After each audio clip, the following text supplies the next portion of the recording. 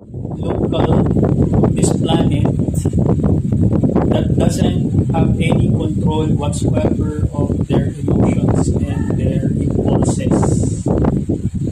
So they can be problematic as well. However, they have a soul. They still have the capability to ascend and descend. Okay, just I'm gonna put it in a context wherein most of you would understand in a Christian concept. They can ascend and descend in Jacob's ladder, like an angel can rise and fall. Okay, so I want you to understand that. Now, the artificial human, they don't have that capacity to rise and fall. All they can do is try to copy certain behaviors, certain. So the danger in that is if there are too many artificial humans that have propagated this reality in this planet, you have an entire mob of like soulless beings that can create havoc.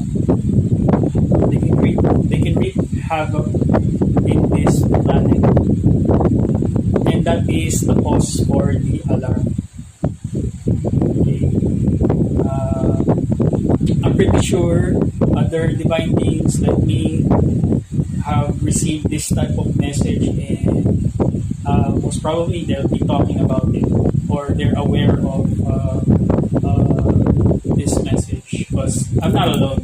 There are other people like me who is doing the divine work, and who's already detached themselves from the matrix in order to look from the outside, looking in. Okay, so I'm hoping that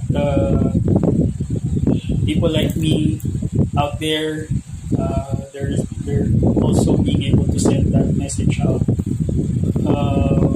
Now, with what's happening in our current state, so our world is shifting. So the polarity of this world is shifting. In many ways, we're talking about society-wise. That's the immediate thing that we are able to witness. Consciousness-wise, many are already transitioning into a higher state of consciousness, from the lower consciousness to higher consciousness. Weather-wise, that's going to change as well. I would warn you about how governments are framing the disasters and the changes of weather. Be careful, because they're just trying to cash in on the tragedies. But they're not really, if you look at the way leadership globally is really twisted, they're not really preparing for that particular major shift. They just have this propaganda on climate change, but they're really they're not really doing anything about it, because they themselves don't fully understand,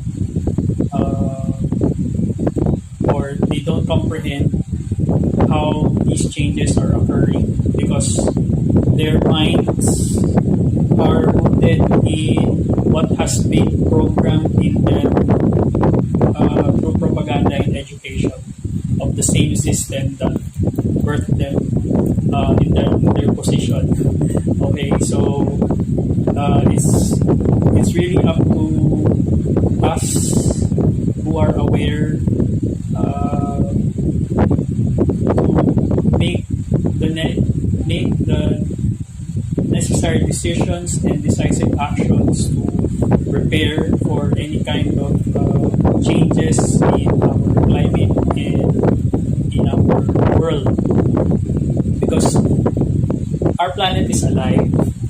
Okay, our planet is alive.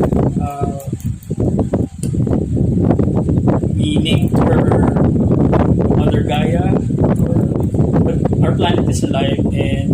living person. It can get sick, it can change, it can shift, it can grow, it has a soul, it has a spirit. Okay, so it too is able to change, and the change we are witnessing right now. So we have to prepare. For my fellow Filipinos, here in the Philippines, there's a big problem with regards to flooding, and the government officials are like pointing fingers at each other on who's who to blame, which projects failed. It's nonsense because they're not looking at the problem in a context of seeing global change for what it is. So the planet is shifting, and we might, this country, if we do not prepare right now, this country will sink. It's not a problem. It's not a problem per se that somebody created. It's just the planet shifting. So, as Filipinos, I would urge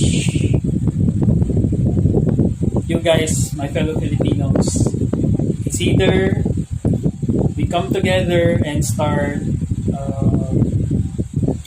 preparing.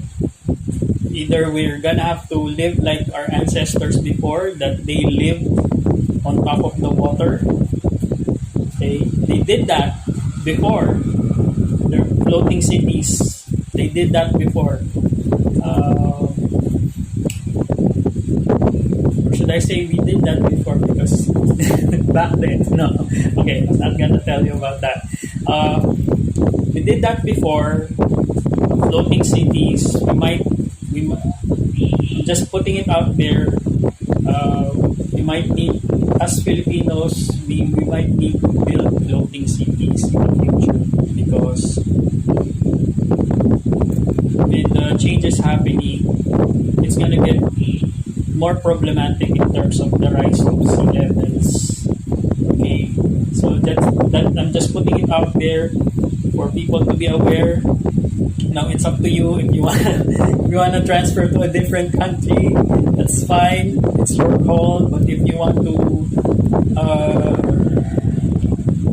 to keep the Philippines afloat, okay, we're gonna have to take the solution to the highest or the next or the higher level we're in. We're gonna have to have floating cities or cities that are able to rise above high sea levels. So that would also protect us from tsunamis, because now back then I was trying to warn people about earthquakes. Now you're seeing the earthquakes, and it's not just gonna be some few big ones. It's gonna be a series of big ones. So tsunamis and stuff like that. We really need